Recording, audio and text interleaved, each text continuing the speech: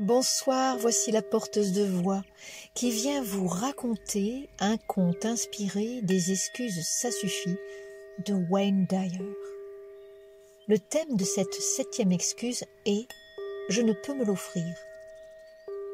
Cette excuse pourrait être une cousine proche de l'excuse « Je ne le mérite pas ». Nous sommes tous habités par des désirs infinis. Certains nous traversent comme le vent, et nous les oublions sans conséquence dans notre vie. D'autres nous habitent avec empressement, fougue et parfois joie instable et fragile. Puis le temps passant, si nous n'avons pas pu avoir ce que nous voulons, le désir peut se transformer en obsession, voire même en aigreur. Nous pensons que notre bonheur ultime dépendra de l'objet de ce désir, que sans lui, nous ne pourrons nous réaliser ou bien être celui que nous devons être. La rancœur s'installe, puis le doute de soi, le doute sur ce que nous sommes capables de réaliser et le doute sur ce que nous sommes aux yeux des autres.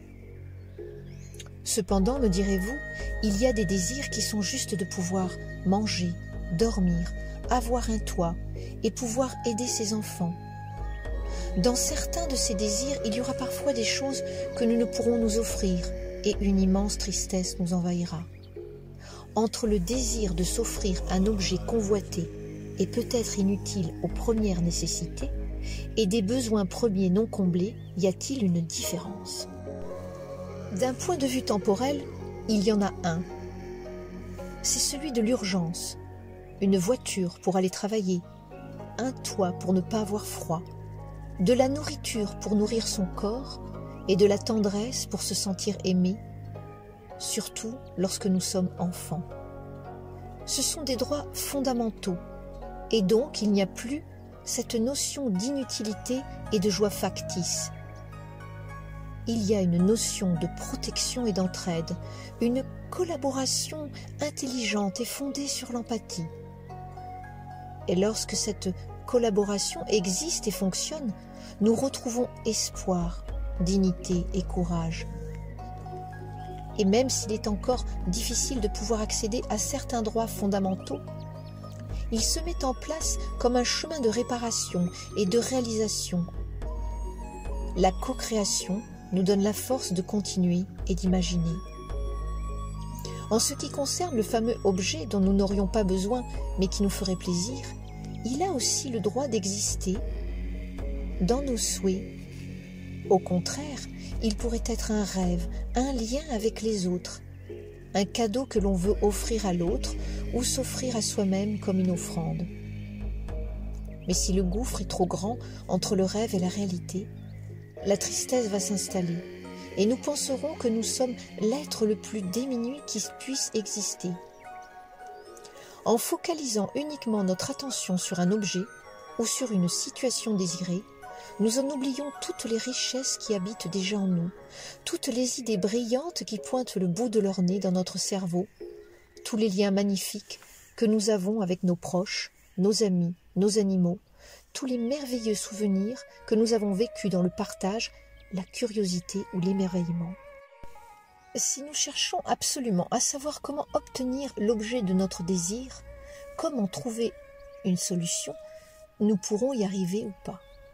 Dans le premier cas, nous pouvons y arriver facilement, ou bien nous mettrons en déséquilibre une facette de notre vie, financière, familiale, professionnelle, provoquant peut-être une mésestime de soi, un épuisement physique. Dans le second cas, nous pourrons rager, pester, nous acharner et nourrir une situation qui n'a plus rien de plaisant et de léger. Nous en ferons une affaire personnelle qui pourra être ressentie comme un échec cuisant ou comme un enfermement psychologique. Nous pourrons dire que c'est la faute des autres si nous n'avons pas ce que nous désirons. Nous nous déresponsabilisons de nos choix et de nos décisions. Alors le désir pourra se transformer en colère, en désespoir, en lassitude, en accusation de nos parents, de nos collègues, de la terre entière. Nous sommes la victime de ce jeu, nous devenons ce que nous ressentons au plus profond de soi. Ce conte ne donne pas de solution pour obtenir ce que nous voulons. Ce n'est pas une lampe d'Aladin, ce n'est pas non plus une formule magique ou une boîte avec le mode d'emploi. Il va nous parler de frustration, de colère, de désespoir, d'émotions que nous ne souhaitons pas ressentir quand nous parlons de désir avec empressement, emportement, et ce que nous croyons légitime. Il va aussi nous parler de tous nos trésors cachés, de ceux que nous ne voyons plus, de ceux que nous croyons désuets et inutiles. Il va nous parler enfin de notre cœur et de la belle intelligence de comprendre toutes ces sensations qui nous traversent et qui nous racontent une histoire, la nôtre, celle du bel humain que nous sommes, celle de cette belle incarnation sur terre, celle de la vastitude de notre créativité, celle aussi de savoir reporter nos souhaits lorsque ce n'est pas le moment de les réaliser ou de les accomplir, et laisser plutôt la place à une douce patience, à un petit retrait de l'empressement pour attendre un moment plus propice, plus fluide. Ce conte va aussi nous interroger sur les véritables raisons de notre empressement à vouloir obtenir, à faire, à vouloir à tout prix au détriment de l'être. Un manque de l'enfance, une déception amoureuse ou professionnelle, une blessure ou une trahison, un challenge. L'objet désir devient un prolongement de soi. Lorsque nous saisissons enfin ne serait-ce qu'une bribe de compréhension, nous pouvons imaginer que peut-être l'objet convoité n'est pas la solution à nos problèmes. Il en est plutôt la partie symbolique et émergie, le plaisir et l'urgence à acquérir vite pour se sentir nourri, sécurisé, mis en valeur, au point de ne plus savoir si cet objet nous plaît ou non. Alors la pression se fait moins forte, la rencontre avec soi-même peut commencer et l'extérieur n'est plus le baromètre de notre bien-être. Voyagez avec moi et rencontrez Ispan, le moine doué et emporté en même temps. Le moine rebelle et bon élève pour qui le message d'empathie, de patience et d'entraide n'est plus le chemin, mais le résultat à obtenir en premier et pour être le premier. Venez rencontrer son maître Dongla, au regard toujours mi-fermé, observateur, aux mots justes et pertinents, parfois claquants comme le fouet, et dont les moindres gestes, après avoir été étudiés pendant des années, sont devenus sa nature profonde. Des gestes à la fois puissants et économes. Dongla, celui qui parle uniquement pour dire quelque chose. Dongla, aussi au rire fort et déroutant, et au cœur dont la vastitude d'empathie est plus profonde que la plus profonde des mers. Dans un monastère, perché sur les hauts contreforts de l'Himalaya, vivait une communauté de moines dont le moine dirigeant se prénommait Dongla. Le paysage qui entourait le monastère était une beauté époustouflante, avec ses neiges éternelles au loin. Mais il était aussi aride et glacial en hiver. Le chemin pour arriver au monastère était étroit, et il fallait parfois surmonter des éboulis pour continuer la route. Les moines descendaient dans la vallée 2 fois par an pour se ravitailler. C'était toute une excursion, et il fallait y aller au bon moment lorsque les rivières et les cours d'eau étaient encore gelés pour pouvoir marcher afin de rejoindre l'autre rive. Ce paysage aride avait forgé un caractère bien trempé à cette communauté. Chacun vaquait à ses travaux avec minutie et silence. Il y avait toujours fort à faire. S'occuper des animaux, de l'entretien du monastère, de la cuisine, des réparations. Car dans un monastère, il y a toujours beaucoup de réparations. Enfin, l'enseignement et les périodes de silence et de méditation prenaient aussi beaucoup de temps. Les moines se levaient tôt et commençaient leur journée par des postures intenses et difficiles, livrant leur corps à une gymnastique spartiate et en même temps les endurcissant. Puis s'ensuivait le premier repas de la journée, fait d'une bouillie d'orge appelée tsampa.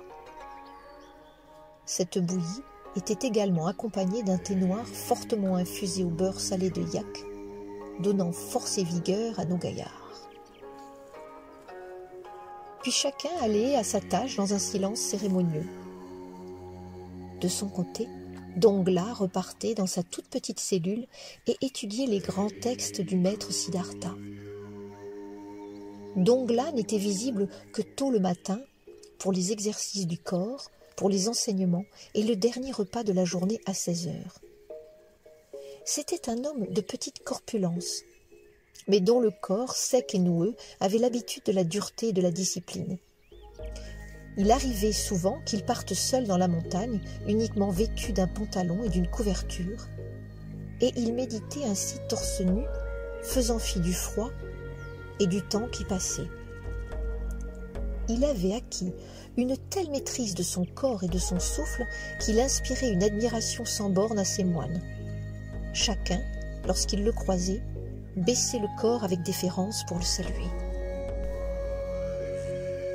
En outre, Dongla avait une grande connaissance des enseignements bouddhiques. Il parlait peu, mais lorsqu'il prenait la parole, il y avait toujours une impression de sacré dans la grande Gompa. C'était un homme exigeant, mais juste. Aussi, lorsqu'un nouveau moinillon arrivait au monastère et qu'il n'avait guère plus de 7 ans, il lui laissait le temps de s'adapter, venait le voir souvent et lui parlait doucement en lui racontant des contes. Puis peu à peu, Dongla commençait à lui enseigner cette gymnastique qui allait forger son corps et en même temps son âme de moinillon, lui permettant de vivre plus facilement dans ce milieu parfois hostile. Jamais le maître n'élevait la voix. Son regard noir et perçant suffisait à faire taire tout le monde. Dongla également aimait les animaux. Il y avait plusieurs gros dogs du Tibet qui servaient à la fois de chiens de garde, de réconfort pour les moinillons et pour les moines qui devaient rassembler les yaks ou pour toute sortie extérieure. Dongla aimait aussi raconter des contes aux moinillons. Il savait que la séparation avec la famille était dure pour les enfants. En même temps, cela permettait aux familles les plus pauvres d'être assurées que leurs enfants allaient manger à leur faim, avoir un enseignement et surtout, c'était un honneur pour la famille qu'un de leurs puisse suivre les enseignements de maître Dongla. Ce dernier avait lui-même connu cette séparation dès son plus jeune âge et son chagrin avait été si fort qu'il en tomba malade pendant longtemps. On se demandait même s'il allait survivre. Puis vint un vieux moine qui le prit sous son aile et lui enseigna les secrets cachés de pratiques ancestrales, moitié magiques et légendaires, moitié réelles. C'est ainsi qu'il acquit des connaissances perdues dans la nuit des temps et que son maître lui demanda de ne transmettre qu'à un autre moine qu'il considérerait digne de recevoir les secrets. À ce jour, Dongla n'avait trouvé personne. Du moins, il était en recherche de l'élu. Mais cela, personne ne le savait au monastère. Dongla était aussi aimé, connu et respecté jusqu'au fond de la vallée et bien plus loin encore. On racontait qu'il réussissait à faire des miracles et notamment à guérir des malades incurables, car son savoir en médecine tibétaine était également sans pareil. Il pouvait s'enfermer des jours entiers à créer des décoctions en tout genre après avoir marché durant des jours dans la montagne pour trouver les plantes adéquates et nécessaires. Personne ne pénétrait dans son laboratoire. C'était un endroit aussi sacré et secret que la grande Gompa où tous les moines se rassemblaient pour méditer. Même si la vie au monastère était très dure et notamment à cause du froid l'hiver qui transperçait les habits et glaçait la peau, chacun des moines essayait de suivre l'exemple de Dongla et en particulier un moine jeune et fort prénommé Ispan. Il était arrivé très jeune au monastère et dès son arrivée, Dongla avait bien compris que le petit Ispan serait un sujet avec des prédispositions exceptionnelles, mais également avec un caractère bien trempé et compétiteur. Ispan en effet se détachait de tous ses camarades. Il excellait dans les exercices ardus du matin, allant jusqu'à la limite de la douleur intolérable. De même, il répondait toujours en premier aux questions du maître au sujet d'un enseignement. Sa tâche principale était de s'occuper des yaks, tâche qu'il accomplissait avec zèle et passion. Il aimait la solitude de la montagne lorsque le printemps venait et qu'il accompagnait les yaks plus bas dans la vallée pour paître l'herbe fraîche. Ispan était fasciné par Dongla et essayait de l'imiter en tout point. La seule chose qu'il n'arrivait pas à faire était de partir méditer torse nu dans la montagne en hiver. Plusieurs fois, il avait essayé et ses camarades avaient dû aller le chercher car Ispan était à moitié mort de froid. C'était un échec pour lui. Il passait ses nuits à étudier les textes anciens ou bien essayer de nouveaux exercices, les uns plus difficiles que les autres.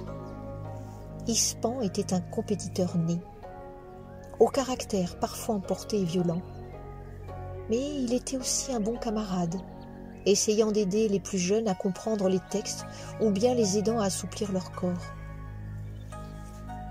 Dongla se prenait à l'observer et espérait que le jeune homme pourrait être l'élu. Puis il fermait les yeux et se disait que ce caractère emporté pourrait mettre en péril les secrets bien gardés. Il arriva un jour que Dongla raconta une légende aux moines. Cette légende disait qu'il existait par-delà les montagnes un lieu unique où vivaient des moines d'une grande sagesse, accomplissant des miracles tous les jours. Ce lieu, jamais personne ne put l'atteindre. Il existait en ce lieu une plante merveilleuse que les moines cultivaient avec précaution et dévotion et dont le nom étrange était Tulsi ou basilic sacré. Le maître leur conta les bienfaits du Tulsi sur la santé. Mais il ajouta également que le Tulsi de cette vallée légendaire avait la propriété exclusive et miraculeuse de décupler la force et l'intelligence d'un humain quand on en mangeait. À ces mots, les moines rirent, ne croyant pas la légende. Dongla se mit à rire aussi avec son gros rire sonore. Puis ce fut le moment pour chacun de se retirer dans leur petite cellule afin de méditer. Ce soir-là, Ispan ne put méditer. Lui, si accompli à la tâche, n'arrivait pas à se concentrer. Son esprit était agité de toutes les pensées du conte. Il imaginait ce lieu inaccessible, ces histoires de miracles. Il se voyait avec un corps plus fort, un esprit plus intelligent. Il se voyait accomplir des exercices dépassant les capacités d'un être humain ordinaire. Il s'imaginait acquérir des connaissances infinies et enfin devenir aussi fort que le maître. Il fantasma tant et si bien sur ce lieu que son comportement changea. Il dormait moins, mangeait moins, devenait agressif et semblait tout le temps échafauder des plans. Les autres moines commencèrent à se plaindre du comportement d'Ispan. Ils en parlèrent à Dongla. Le maître leur promit d'aller voir le jeune moine. C'est ce qu'il fit un soir alors que tout le monde allait se coucher. Il pressentait en même temps ce qu'il craignait. L'obstination d'Ispan risquait de le perdre. Il ne savait pas ce qui agitait tant le jeune moine. Lorsque Dongla entra dans la cellule d'Ispan, celui-ci était assis en tailleur, les yeux fermés. Le maître le regarda un instant et vit que le moine se forçait pour échapper à ses pensées. Son front était plissé et ses mains à l'accoutumée posées calmement sur ses cuisses n'arrêtaient pas de tressauter comme s'il s'agissait de puces sur le dos d'un chien. Norbu, le dogue du Tibet préféré d'Ispan, était assis à ses pieds et regardait le jeune moine d'un air penaud, comme s'il semblait désolé de tout ce tracas. Dongla s'assit en face d'Ispan. Ce dernier, s'apercevant de sa présence, voulut se lever pour le saluer. Mais le maître lui intima l'ordre de se rasseoir et lui demanda ce qui le tourmentait tant. Au début, Ispan ne sut pas recommencer. Puis voyant le regard doux et bienveillant de son maître, il se mit à parler et à dire tout ce qu'il avait sur le cœur. Le désir d'être parfait, sur la voie de l'éveil, le désir que Dongla soit fier de lui, et enfin plus que tout, son obsession de retrouver ce pays lointain où pousse le Tulsi magique et ramener la plante pour pouvoir soigner les gens et enfin devenir lui-même plus fort et plus intelligent pour aider les autres. Dongla lui expliqua que ce pays s'appelait Shangri-La, mais qu'il n'était que pure imagination dans les légendes et contes tibétaines. Ispan ne voulut rien entendre. Pour lui, Shangri-La existait bel et bien, et il devait y partir pour découvrir ces moines si fabuleux. Dongla ne put lui faire entendre raison. Alors, il lui permit de partir dès le lendemain pour aller vers son destin. Il lui rajouta cependant une phrase qui, pour l'instant, n'avait aucune importance pour Ispan. « Peut-être que ce que tu cherches n'est pas là où tu crois. Peut-être que ce que tu cherches n'est pas ce que tu crois. » Le lendemain, après avoir dit au revoir à ses camarades, Ispan partit accompagné d'un yak lourdement chargé, d'un bâton épais et solide, et de son dogue du Tibet préféré, Norbu. Encore une fois, Dongla lui demanda de bien réfléchir. Ses camarades également. Malgré l'obsession d'Ispan, il savait que le jeune homme ne reviendrait pas sur sa décision. Avant de partir, Dongla le bénit et lui remit la fameuse écharpe blanche qui lui passa autour du cou pour lui apporter confiance et chance.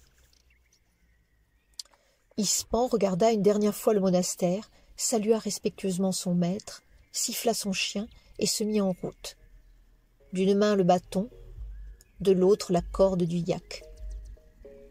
Plus il s'éloignait, plus Ispan ressemblait à un petit point. Comme il a l'air fragile, se dit Dongla. Lorsqu'enfin il disparut, au dernier virage, les moines rentrèrent. Seul le maître resta encore un peu, espérant que peut-être Ispan rebousserait chemin. Puis la vie reprit son cours. 1 mois, 1 an passèrent. Chacun pensait à Ispan, se demandant ce qu'il était devenu. Puis une nouvelle année passa encore, et peu à peu les moines s'habituèrent à son absence, se disant qu'il était peut-être mort et qu'il ne reviendrait plus. De son côté, Dongla semblait attendre. Il ne savait pas trop quoi exactement, mais il était prêt. Et puis un matin d'hiver, particulièrement froid, alors que le moine s'adonnait à son exercice de méditation torse nu dans le froid, il aperçut au loin une silhouette avancer lentement. Elle semblait lourdement chargée et le corps penché en avant. Derrière, une silhouette plus basse et plus petite le suivait. Les 2 êtres que Dongla tentait de mieux percevoir à travers la neige qui commençait à tomber semblaient extrêmement fatigués, comme si chaque pas demandait un effort intense. Puis le maître moine sut. Il sut que Ispan était de retour. Lui, qui d'habitude savait contrôler ses émotions, en fut intensément ému. Il remit la couverture sur ses épaules et alla à la rencontre des 2 silhouettes.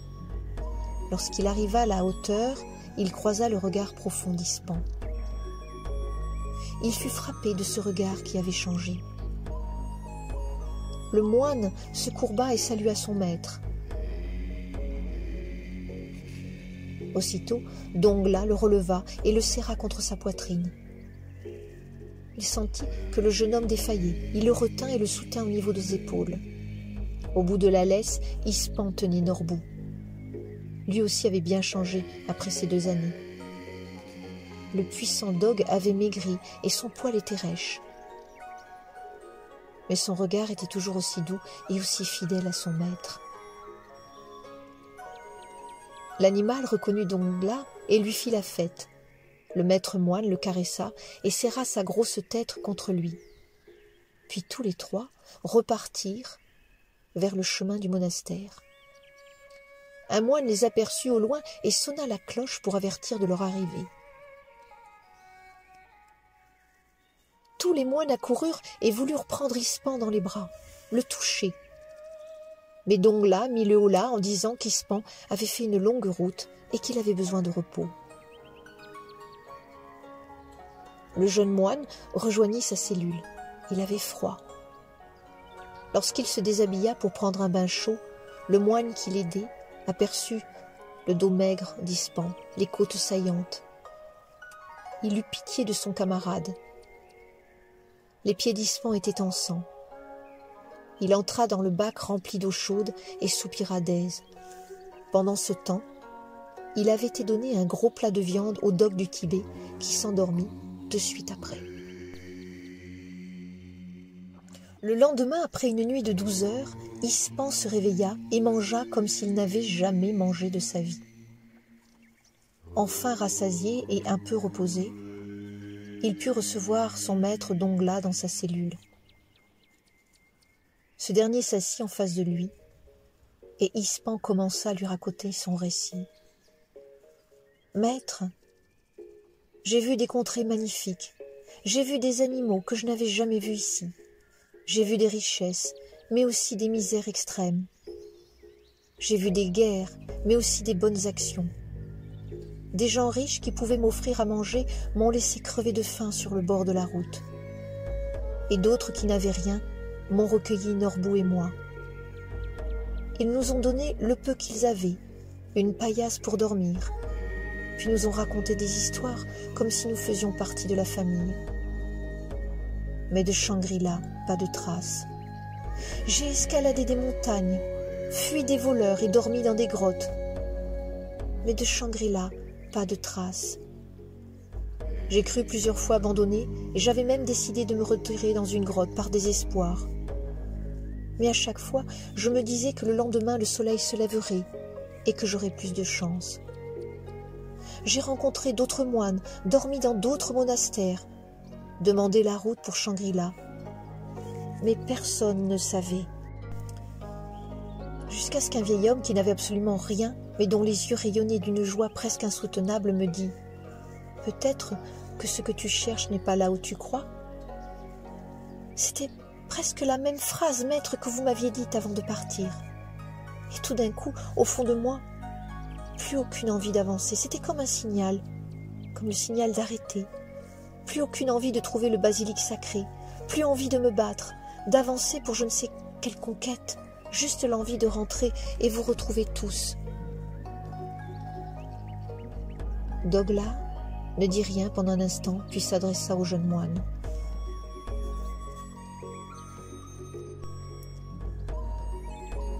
Ispan, souviens-toi qu'avant de devenir l'éveillé, Siddhartha a eu besoin d'expérimenter l'extrême.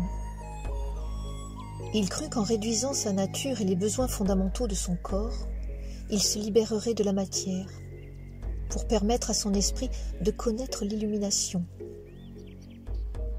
Mais il conduisit son corps à une faiblesse si importante qu'il perdit ses forces au point de ne plus pouvoir tenir debout et penser d'une manière claire. Siddhartha comprit qu'il ne servait à rien de nier le corps et de le tourmenter. Il était le temple et le véhicule de l'esprit, et il se devait de le respecter. Il se remit à manger et retrouva des forces à la grande déception de ceux qui le suivaient dans sa pratique, croyant avoir trouvé un être extrêmement éveillé. Siddhartha eut beau leur expliquer que le corps était important pour pouvoir trouver la voie, mais ceux-ci l'abandonnèrent et tentèrent de suivre un autre ermite conforme à leur idée de jeûne extrême et de libération de la matière.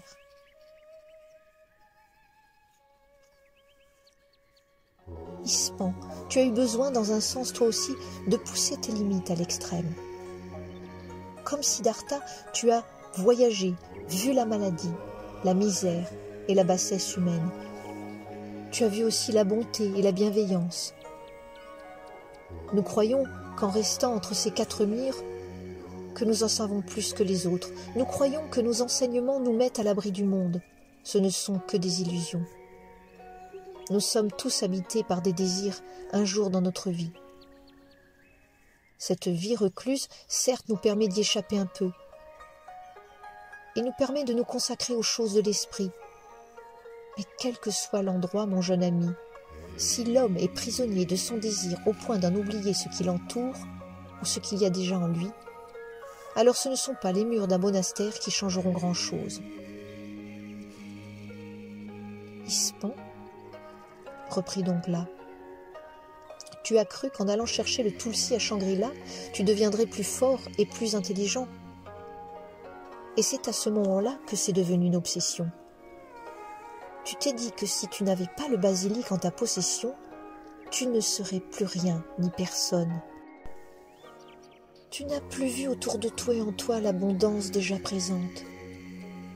Ta fixation t'a égaré et tu es parti dans un état de tension où seul le désir de résultat comptait. La naissance de ton désir a pris place en un lieu en toi faible ou en manque de quelque chose de beaucoup plus important que la possession d'un objet. Parfois, lorsque nous vivons en soi une pénurie de tranquillité, de sécurité intérieure naturelle, nous désirons tout ce que nous voyons, comme si cela pouvait remplir le manque en nous ou réparer la blessure.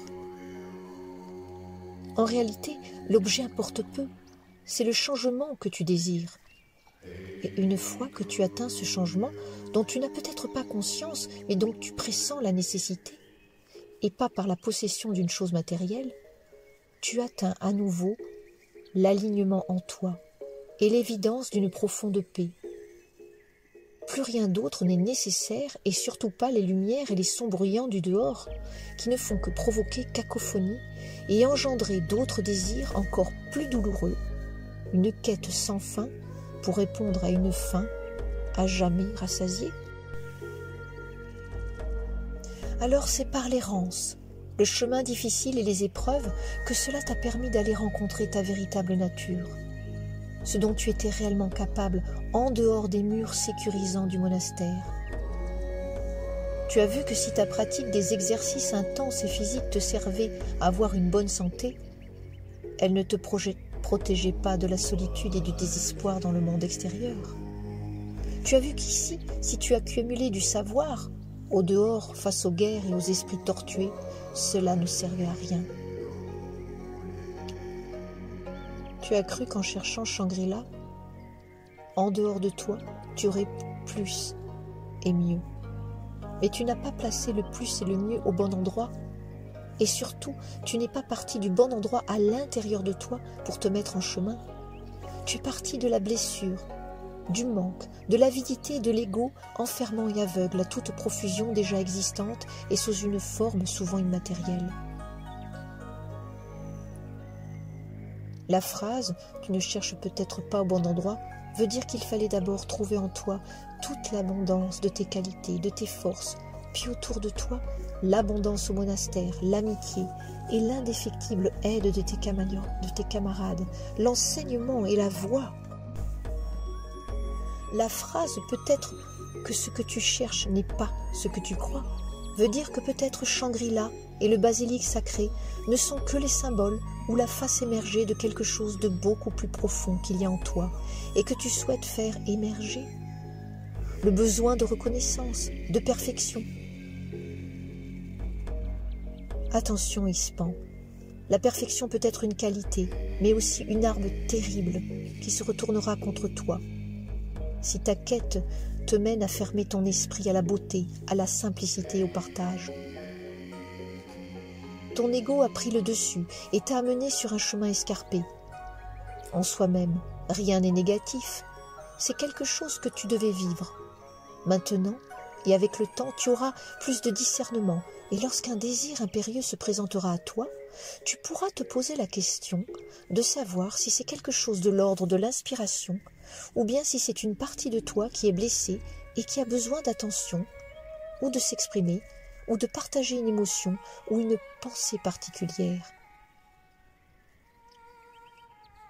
Tu sais, mon jeune ami, reprit Dongla, plus je te parle, et moins je me fais d'illusions sur moi-même. Je ne reste pas dans le monastère pour me dire que je suis protégé du monde trépidant de l'extérieur, car mon pire ennemi est moi-même et non les autres. Non, je reste car j'y ai trouvé la paix au milieu de mes propres tourments, une voie, une discipline que j'essaie de suivre au mieux et qui me remplit de paix.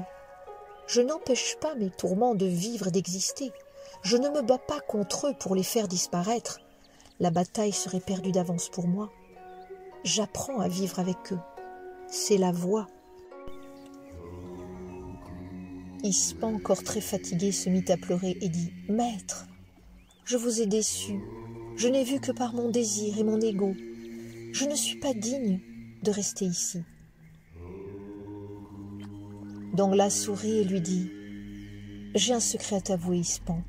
Il m'est arrivé à peu près la même chose qu'à toi, et je défie n'importe quel moine du monastère un jour de ne pas avoir expérimenté le désir de possession au point d'en être obsédé ou bien de remettre en cause son chemin.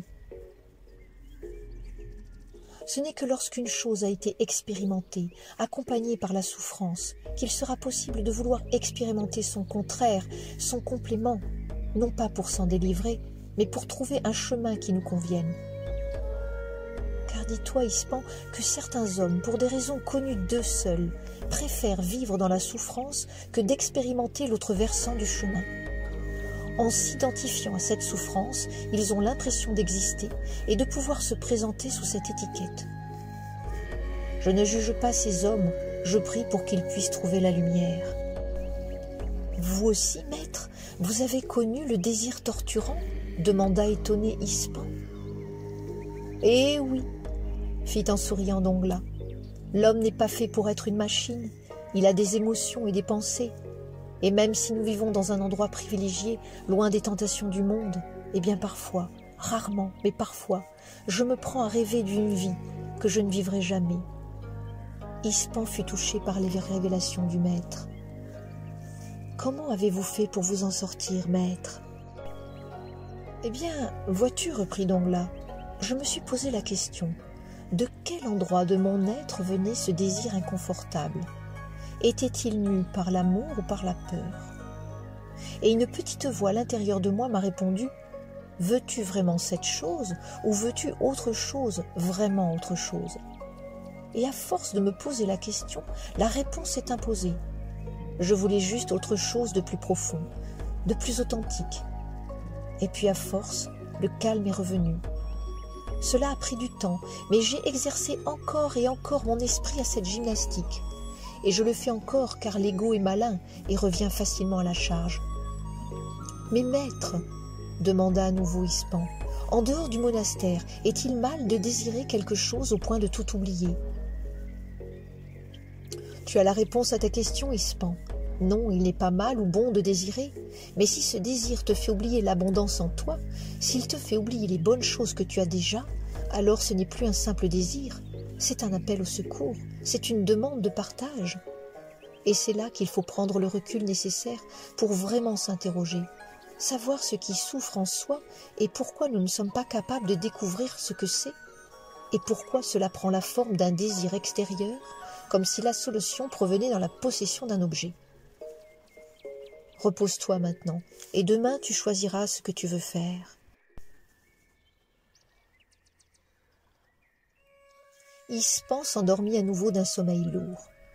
À son réveil, Norbou se tenait devant lui. Le chien fidèle, pendant toutes ses aventures, le regardait avec un regard dégoulinant d'amour. D'un seul coup, Ispan ressentit pour l'animal une tendresse infinie. Durant tout son périple, pas une seule fois Norbou ne s'était plaint de la faim, de la fatigue ou de la soif. L'animal avait suivi fidèlement son maître, prêt à lui donner sa vie. Et les nuits durant lesquelles il avait fait si froid, Norbou s'était allongé sur Ispan pour le réchauffer. Le jeune moine comprit ce que son maître voulait dire lorsqu'il lui parlait de l'abondance qu'il avait déjà en lui et autour de lui. Le désir simple du gros chien d'être auprès de lui fit réfléchir Ispan. Norbou était tellement heureux en se contentant d'être près de lui. Le moine se leva, alla caresser la grosse tête d'ébonnaire et commença ses exercices comme il faisait chaque matin. Il sentit son corps craquer, mais cela lui importait peu. Il ressentit en lui une gratitude et une paix qui avaient disparu avec l'apparition de ce désir intense et fiévreux. Il savait qu'il resterait. Il sortit voir les autres moines et se mit à rire avec eux. Ispan avait changé. Même s'il était toujours assidu pour toutes les tâches, il avait perdu de sa superbe. Son corps moins musclé lui demandait plus de temps pour agir et bouger. Mais son regard avait gagné en profondeur, en maturité. Ses gestes étaient plus lents, plus larges. plus généreux. Et surtout, Ispan n'était plus le premier en quoi que ce soit. Il mettait même en avant des moines moins doués que lui. Enfin, il donnait le temps au temps. Le temps de faire une chose à la fois, le temps de regarder en lui et autour de lui, le temps d'observer ses pensées et ses désirs naissants pour les laisser ensuite s'envoler comme des nuages. Un jour, Dongla le convoqua et lui dit qu'il était prêt. Prêt à quoi, lui demanda Ispan. Prêt enfin à connaître les secrets de la médecine, prêt à entendre les secrets des nouvelles pratiques puissantes et transformatrices. Ispan eut les larmes aux yeux. Il était l'élu pour devenir à son tour le détenteur de connaissances si précieuses. « Shangri-La est en toi, es-tu prêt à me suivre ?» lui demanda Dongla. « Oui, maître, » répondit le jeune moine. « Eh bien, suis-moi, Ispan-La. » Ispan sentit son cœur exploser de joie. Le maître l'avait appelé Ispan-La avec un immense respect. « Allons. » « Commençons, » l'invita Dongla en fermant la porte de la petite cellule derrière eux. « Voici le double de la clé du laboratoire des plantes. » Ispan-La la serra précieusement, cette clé qui allait lui révéler les secrets de son maître. Ce qui se passa durant les années suivantes n'est pas dit, mais ce que l'on sait, c'est qu'Ispan-La fut un grand maître et succéda à Dongla après sa mort comme moine directeur du monastère. À son tour, il fit des miracles en soignant les gens. Il fit rajouter également devant la porte du monastère un grand panneau disant « Souvenez-vous que Shangri-La est en chacun de soi ». Maintenant, Ispan-La était un vieil homme. Des années étaient passées. Il regardait la photo de son maître Dongla. Il lui sourit et lui dit « Bientôt, mon vénérable maître, je vous rejoindrai. » Il se tourna vers un jeune moine qui lui servit du thé. Le nouvel élu était là devant lui, et il y avait encore beaucoup à lui apprendre. Ispan-La entendit le son du Dingchen, la trompette tibétaine. C'était l'heure de la méditation. « Va, dit-il au jeune moinillon, je te rejoins dans un instant. » Ispan-La ferma les yeux un instant et écouta le chant de son cœur. Il était clair comme l'eau de cristal. Il sut encore une fois que Shangri-La était en lui. Le maître moine sourit. Tout était là, parfait. Il n'y avait rien à rajouter.